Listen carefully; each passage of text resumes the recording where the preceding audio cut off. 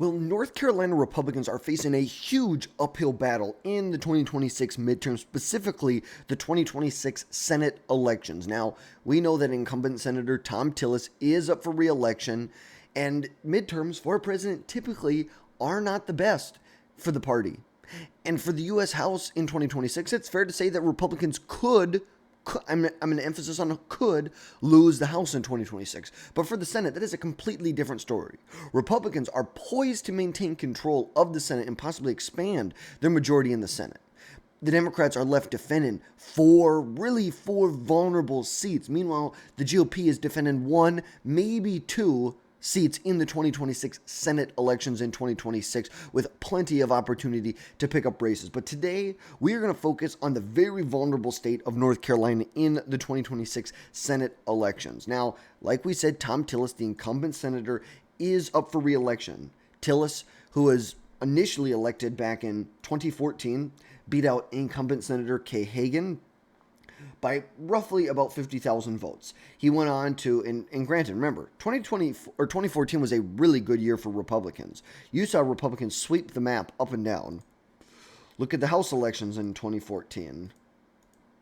Look at this. Some huge sweeps across the country. Republicans took a, 247 seat majority. Meanwhile, in the Senate, they picked up a number of seats. They picked up,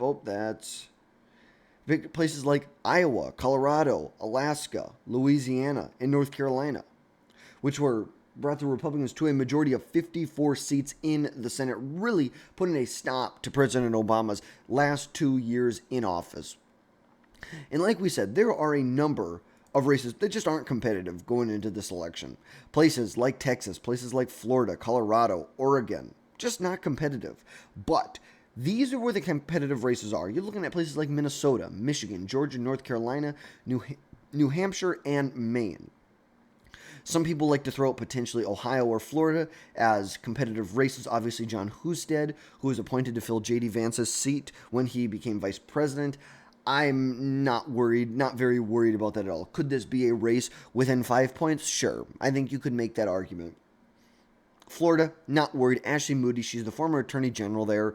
I'm not worried about her winning in an electoral victory in the state of Florida, especially now. Even in a midterm, I'm not very worried about it right now. And there are a number of factors that are going to go into how this race specifically plays out. Because granted, this isn't the whole map. This is not representative of the whole country. This is representative of a few pockets that actually, the last two presidential elections have had huge representation.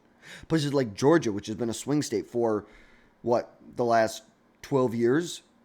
Places like North Carolina, places like Michigan. If you remember, North Carolina, Barack Obama won North Carolina.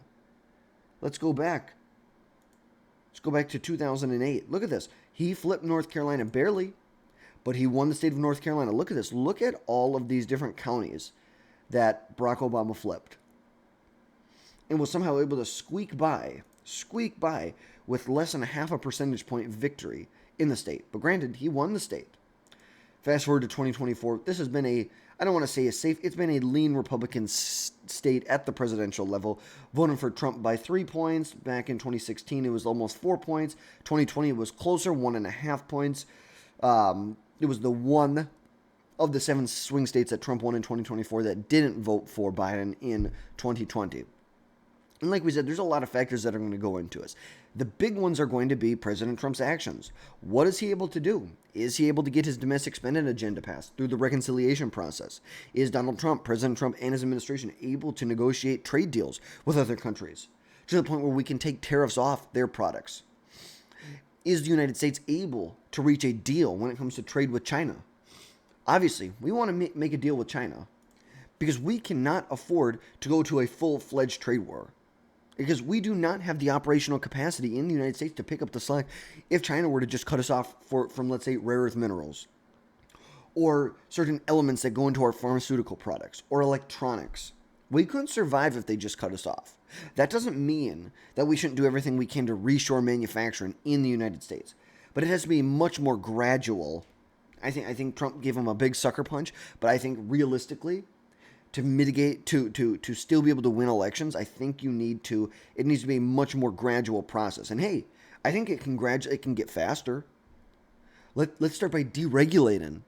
We want to be able to build rare earth mineral processing facilities in the United States, and it doesn't take 30 years to do it. Let's deregulate. Let's get the government out of the way of private industry.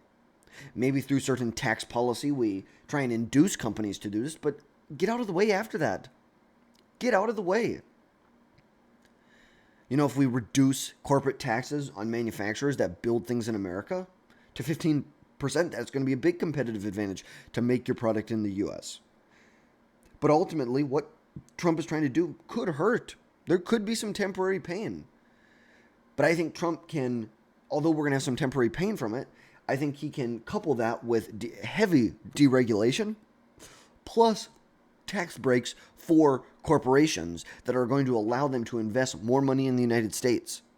You need to couple it with some medication almost, where the U.S. economy is still going to feel good. This isn't going to cripple the economy. And ultimately, the direction of the country. How do Americans feel and how energized are they to get out and vote for Trump? Because we know Trump, when he's on the ballot, he energizes people to get out and vote for him. But at the same time, when he's in office, he energizes a lot of Democrats to get out and vote against him. Huge, huge, huge. But so there's a lot of factors that are going to go into how this race is going to turn out. But we know, like we said, Tillis won back in 2014, 50,000 votes, ran a pretty tight election in 2020. And I'm just going to I just want to take a look at one thing right here. So some polling. Oh, and that was in the primary. Let's get to look at this. So Tillis ran significantly behind Cal Cunningham in the 2024 election in North Carolina. You had 5 of these prediction services saying that this was going to be a flip seat for the Democrats. Well, the other 4 said it was a toss-up. Look at this. Look, the average polling from the aggregators 270 to win in Real Clear Politics had Tillis down anywhere from 2.5 to 3 points. Look at this. I bet you can probably count on between 1 or 2 hands the amount of polls that showed Tillis winning. 1, 2, 3, 4, 5, 6, 7, 8. Yep. So let's just be honest about this for just 1 second. Tillis ran pretty significantly behind his competitor in Poland in 2020, but at the end of the day, he was still able to squeak out a victory. I think Republicans came home. They came home to Tillis. They knew that what was going to happen. They knew they couldn't let a Democrat win this seat. And so they came home for Tillis. And I think that's going to be a big part of what we're going to see in 2024. Because it's going to be a very tight election for Thom Tillis. We know that the Republican Party has censured him, I believe, once or twice when it comes to gun control and same-sex marriage. I personally, and I'm sure you've heard me talk about this before, I think this is my issue with a lot of more establishment Republicans. It's where they break with the party. Look, if you're an establishment Republican, it means you're still agreeing with my policy prescriptions 85% of the time. My issue is when you decide to break. If you decide to break, okay, like Susan Collins on abortion in Maine, okay, that just makes sense. Abortion is heavily supported in Maine. Although, am I personally against it? Do I personally think it's horrible? Do I think you're killing an innocent human being at the end of the day? Absolutely. But it's a competitive decision to make sure that you can win this election, because on the alternative, the flip side, Collins does not have the seat, and the Democrats control it. So she's broken strategically, and there's been some things when it comes to tariffs on Canada that she's broke strategically, which I agree with. But then when it came to Thom Tillis in North Carolina, he decided to break with President Trump or the Republican Party, I should say, when it came to immigration in 2024. This is my big issue I had with him. He decided to break with the Republican Party, calling for a bipartisan legislation to secure our border. He supported a bipartisan bill that would have, quote unquote, secured our border, but it also would have given amnesty to basically all of the illegal migrants that were in the country as of now. which totally unacceptable. Under no certain look, there's some places where you can be pragmatic. You have to be able to make a deal at the end of the day. But at the end of the day, amnesty cannot be on the table. Mass amnesty cannot be on the table for the 10 to 20 million illegal migrants that Joe Biden let into this country. And we found out really quickly, all we needed was a new president. That's all we needed. We didn't need legislation. We didn't need anything. We needed a new president. It really is just as simple as that. And because you can see right here, look at this. In March, or I think this is, March of 2025, border crossings came to the lowest point they have been in years. Let's see, 2015. I wonder when it was even this close. My gosh, look at this. Trump leaves office right about what? Here? This is Biden. This is all Biden. And then somehow this is Trump. We didn't need legislation. We didn't. We simply needed a new president who's going to put the pressure on Mexico to continue doing what they were doing during the first Trump administration, allowing the Remain in Mexico policies, securing their northern border with the United States and securing their southern border of Mexico. Stop facilitating these migrant caravans that come from South America that make their way up through Mexico. Stop facilitating it. It's just as simple as that. And that's my big issue that I have with Thom Tillis. That is my big issue that I have, is when he decides to break with the party, where is it? I think there's some strategic moves you can make to break with the party or to break with President Trump, and I think they're called for. There are plenty of strategic moves, especially when you talk about annexing Canada. Canada's the 51st state, and tariffing the hell out of Canada like they're Mexico. I don't agree with that, and I think that's a strategic place to break with the party. But he didn't break in a strategic way. So you want to couple that with the fact that Roy Cooper is most likely going to jump in this race. Now, we know Wiley Nickel. He worked on the Al Gore campaign. He's part of Al Gore's radical climate initiatives, that all of Florida was going to be underwater by 2004 if we didn't elect, Al Gore in 2000.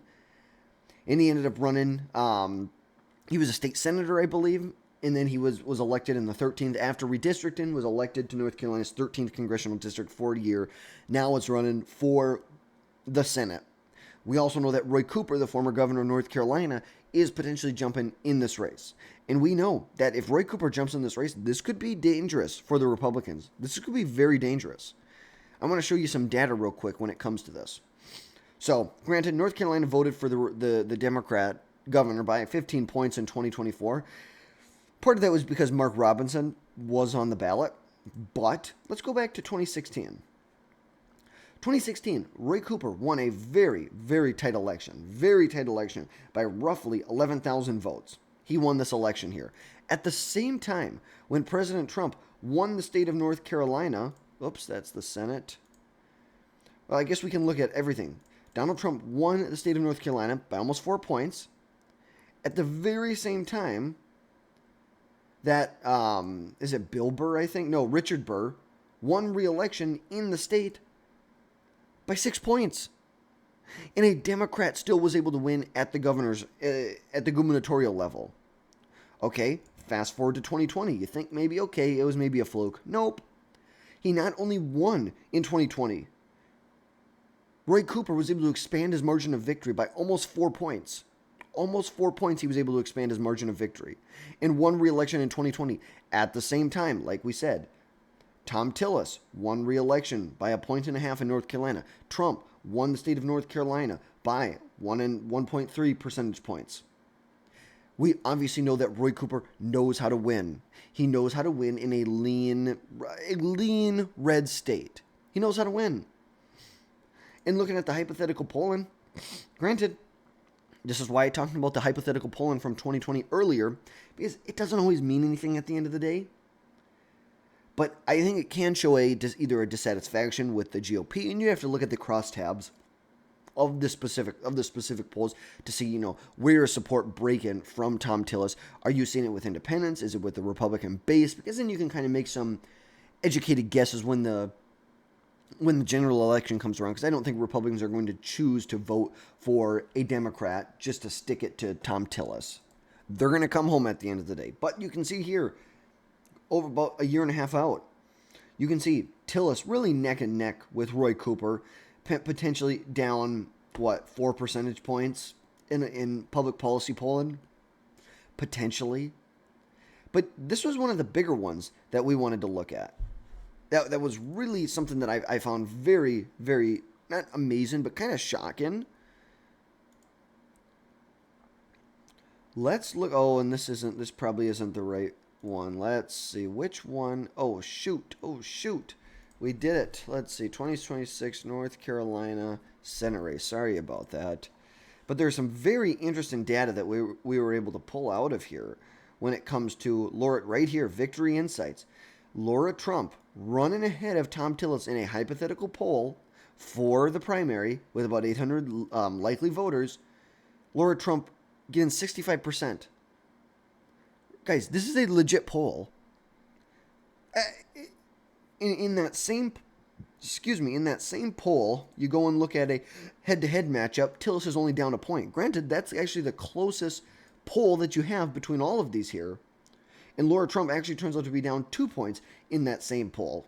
So, just something to consider. You want to talk about the censure of Thom Tillis? You want to talk about how maybe the Republicans are not very fond of him? I think that's a fair assessment. I think that is a very fair assessment to say that they're not. But we know that the National Senatorial Republican Committee, chaired by Tim Scott, they're going to pour a lot of money into this race. We know the Republicans want to get to a 55-seat majority. That is their goal. Where does that run through? It runs through places like North Carolina. You have to hold North Carolina, especially with what happened in New Hampshire with Chris Sununu announcing he's not going to run. You have to hold North Carolina. That means you have to flip Georgia, which I think is the most probable of the states to flip, is Georgia. And you have to win Michigan. Mike Rogers, granted, is he going to be I don't think he's my favorite person in the world. He's not going to be my first pick probably, but ultimately based on who else is in this race, I don't know. I don't know. And I know there's a lot of people who they think that he's a rhino, yada, yada, yada. Look, no politician is perfect. But at the end of the day, Tudor Dixon just isn't going to win in Michigan. John James is running. I think John James would have been a good candidate, but he's running for governor. We have to be realistic here. The amount of the quality candidates that have been that could potentially run are split between the governor's race and the Senate race. You just have to accept the reality of that situation. But the Republicans need to get to 55 seats. They need to. And this is how they do it. And with Chris Pappas most likely going to be the nominee for the Democrats in New Hampshire, and then you're going to have Scott Brown on the Republican side, I think there's maybe some opportunity here, but ultimately at the end of the day, it's going to be tough. It's going to be really tough without Sununu in that race. We know Sununu knew how to run ahead of Republicans. Like, just look at this. This is one of my favorite things to look at. Look at this. Sununu won by 31 points in New Hampshire in 2020. At the same time, at the presidential level, it voted for Biden by like 7 points. And then it also voted for the Senator, Jaheen Shaheen, by like 16 points. You're talking about, you want to talk about someone who could win in a Democrat's leaning seat or state? There you have it. There you have it. And we're looking at the same things when it comes to Georgia and North Carolina. That's exactly what we're looking at. So I appreciate you guys tuning in today. That is going to wrap things up for today. Don't forget to drop down below, hit that subscribe button. That is the best way to support our channel, help us grow, help us reach new audiences. We'd really appreciate if you could drop down below, hit that subscribe button, and we will catch you next time.